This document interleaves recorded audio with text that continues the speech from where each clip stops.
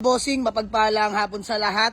So may mga iilan tayong available na unit mga bossing. So marami nagtatanong bakit daw iilan na lang yung available na unit. So mga bossing, may iba tayong unit na hindi na natin na ipopost, nakukuha na agad sa garage sa mga walk-in bars natin na ang aga magsipunta. Tapos hindi rin tayo basta-basta lumalaban ng mga units mga bossing. So for checking talaga kami pag may titingnang unit. So yun lang mga bossing, wag na wag tayo magmamadali. Kung para sa atin para sa atin. So ito mga boss, by the way, may mga ilan tayo, quick details lang.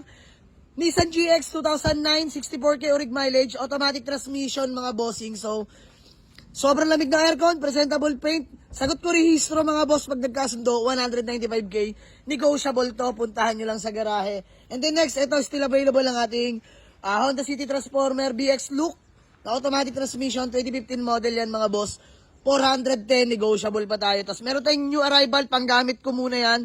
Hyundai Starex. So soon for sale muna mga boss. Ginagawa na naming panakbo muna yan sa ngayon. Napaka-solid yan. BGT, CRDI na yan mga boss na automatic transmission, diesel engine. So for repaint pa yan, talagang himasin natin yan. Pero interior, napaka-solid. So wag na muna yan, gamitin muna. Abangan nyo na lang yan mga boss. And then ito, new arrival natin na Toyota Revo BX200 na manual transmission, 2001 model mga bossing. So ito, 210K negotiable.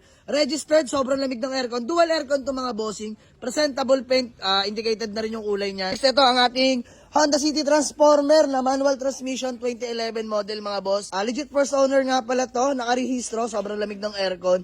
Gas and go na lang to mga boss. 210K negotiable pa. Puntahan nyo lang sa garahe. Share ko lang mga bossing, new upholstery nga pala to, no? So ayan, kaka-upholstery lang yan mga boss, leather seats. Beige na yan mga bossing, kinasusan na natin to. Dahil pangit na yung mga seats niyan. So ayan mga bossing, solid na to. Solid na to transformer natin mga boss. Puntahan nyo lang. Ayan yung likuran yan mga boss, oh.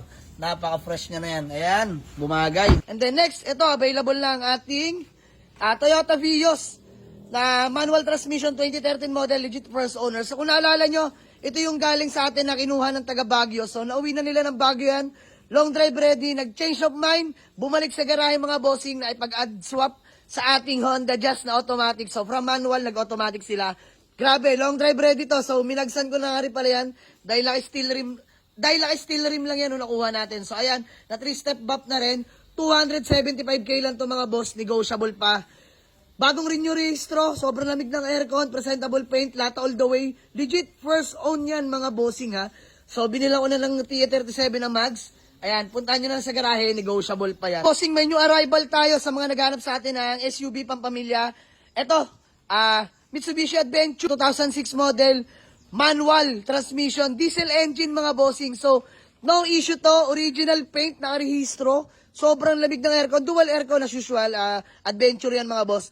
May mga parts lang na nag-fade pero di naman nakaka-apekto sa performance. Original paint yan. Lata all the way to mga boss. Lata all the way yan. So eto mga boss, sariwa interior. Ayun yung interior niyan mga boss. Solid to. Solid tong adventure na to mga bossing yan, no. Di ko alam ang tawag sa seats na yan. Basta stock niya yan mga boss. Napaka-solid. Ayan, pati sidings mga bossing. So ito mga boss, manual diesel. Available na to for only 275K na lang, negotiable pa.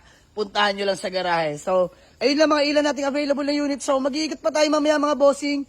Walk-in na lang sa garahe para bukas. Waze or pin nyo lang sa Google Map. Jamalig sa Auto Garage. Paliparan 2. Dasmariñas, Cavite mga boss. So, yun lang. Maraming salamat sa inyo. Have a nice day. Let's go. Peace out.